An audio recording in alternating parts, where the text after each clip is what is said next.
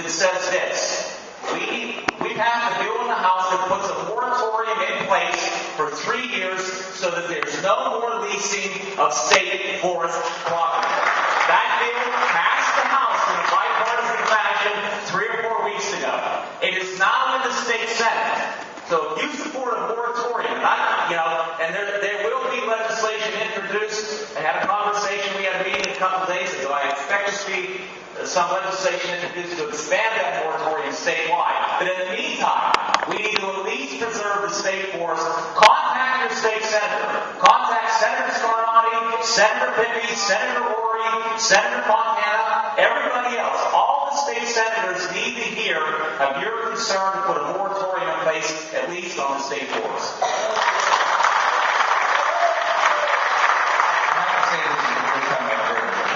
Representative say that there would be a bill for a moratorium. I think that's a fairly amazing thing. And, we are taking this tonight. So, we do have it on record. We can go back and make sure that happens. We'll move to the next question. Yeah, if I could say one thing on the moratorium issue. It obviously makes sense that, when you're just getting rules in place, you want to not proceed with drilling until you've got rules in place. That's just kind of common sense. And, we obviously support that. I think everyone here supports it. I think that one of the strategies that our organization sees, though, is while you're saying that and pushing for that, and that's all you do, we really need to push for those regulations to get in place as fast as possible and make sure they're good. And we need to do both things at the same time, because if it takes us a couple years to get an actual moratorium in Pennsylvania, we could drill 10,000 wells at that time. So we need both the protection that we're pushing for in terms of rules, laws, as well as the moratorium.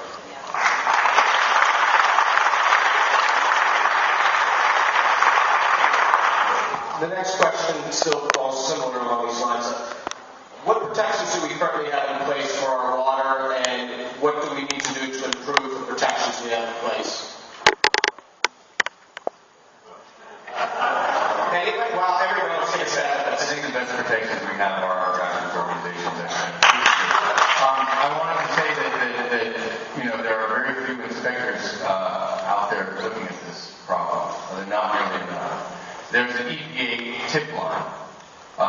Then we have that listed in our website, GasLand.com. We've seen things strange. There's a lot of illegal dumping going on. I did also want to mention there are probably a lot of representatives of grassroots organizations here tonight. I know we have Alex Lasorto here from the Keystone Environmental Youth Coalition.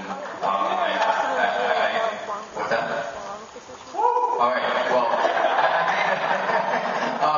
I think also there are probably other groups. I think it's very, very important that we work together and then we sign up and then we start to build the main ways in which we can take this problem on, both for advocacy, things like having a party on the night, the movie premiere if you have HBO and inviting other friends.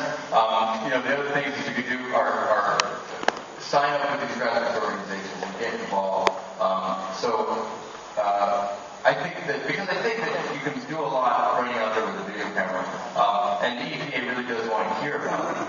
So if you have stories, if you know of something that's happening, you use that EPA tip line and protect the water that way, because it is criminal to dump fracking fluid inside of a stream or on private property or on roads. It is actually against the law.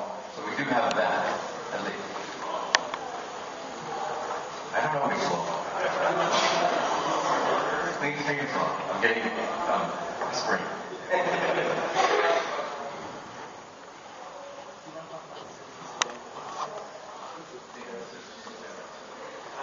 Yes, one of the things that you can all be documentary producers here.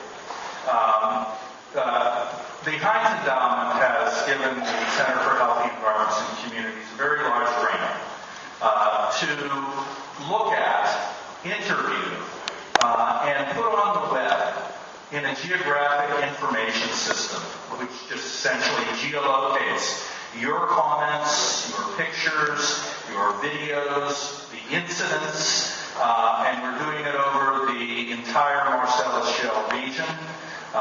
Please sign up for this as as I've said before, and we will come out and interview you. But again, this is also, important to get to, frankly, people who aren't in the audience. If you're here this long, this is the choir speaking to the choir. You know it as well as I do. And, you have to go and talk to people who you might not even like. No, I'm very serious about that. People who might not like you that much even. But there has to be a dialogue across this divide that's occurring. And this is a community issue in itself. This issue is tearing communities apart. It tears households apart. When there's a problem that's occurring afterwards, and there's spousal problems because there is an environmental problem or something associated, but one spouse will say to the other, "You wanted to do this, I didn't." Well, lo and behold, we're seeing increases in divorces in communities. We're seeing, actually, because this industry is bringing in many people from outside of the state. This isn't homegrown business, right?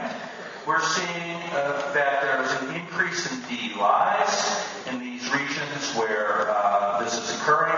We're seeing alcohol problems. We're seeing drug problems. The State Police Commissioner and PennDOT have put out along the northern tier of Pennsylvania, where essentially there's lots of truck traffic. The amount of traffic accidents on the road is increasing.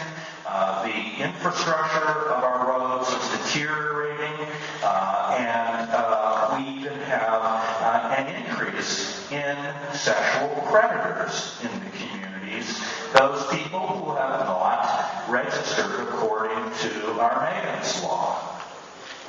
These are all anticipated community impacts from this operation, anticipated in boom-time models we've seen throughout the West for the past 30 years. This was predicted by academics. We're seeing their predictions come true.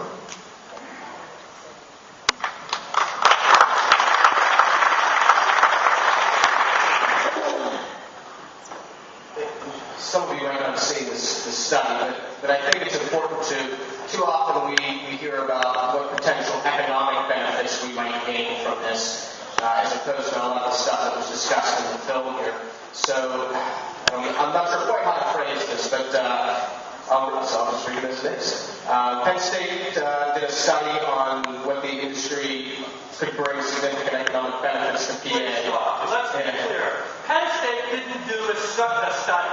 Penn State got data from the Marcellus Shale Coalition.